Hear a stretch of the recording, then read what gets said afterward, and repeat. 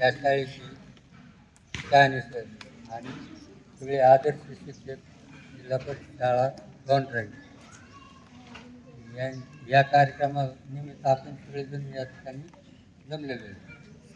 तर या शाळेत माझी 3 मुलं दीपक, प्रमोद आणि गणेश याचा पहिलीपासून 10वीपर्यंत शिक्षण झालेलं आहे. आणि या शाळेत शिकून मोठा मुलगा वाहतूक निरीक्षक जिल्हा 2 नंबरचा IT इंजिनियर पुणे येथे आणि 3 नंबरचा आरोग्य विभागात काम करतो.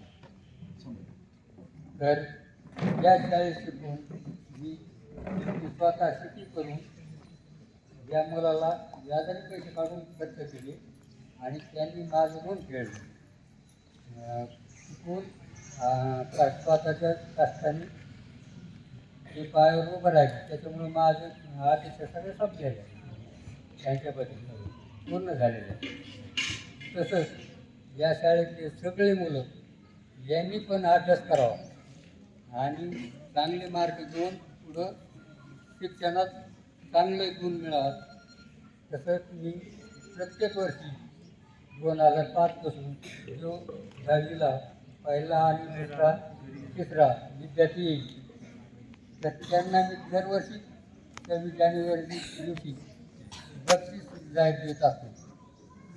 तसेच ज्या शाळेचे शिक्षक आहेत निकाली तर त्यांना पण मी गुणवंत आदर्श शिक्षक म्हणून त्यांना पण प्रोत्साहित व्हावा त्या हिशोबाने त्यांचीसुद्धा मी चर्चा करीत असतो दरवर्षीप्रमाणे.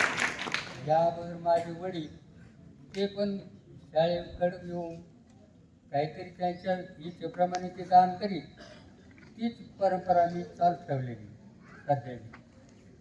आणि मग तसंच इथून पुढं तुम्ही पण सगळ्यांनी अभ्यास करायचा, शाळेत शिक्षकाबरोबर योग्य वागायचं, उन्हाळपणा करायचा नाही आणि अभ्यास करायचा आणि जास्तीत जास्त मार्क मिळतील त्याला मी पुढच्या वर्षी म्हणजे मार्चमध्ये परीक्षा होईल त्यावेळेस पण बक्षीस देईल.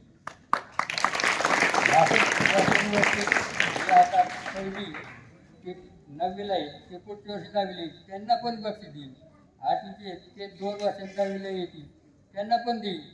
असं चालू ठेवणार आहे. तसं तुम्ही जास्तीत जास्त अभ्यास केला तर तुमचाच फायदा होणार आहे. तुमचे आईवडील शेती करते, कोणी काही छोटे धंदे करते, त्यांचं सुद्धा कष्ट व्हायला नाही जावं अशा हिशोबात तुम्ही तुमचं शिक्षण अभ्यास शाळेत प्रामाणिक वागणं हे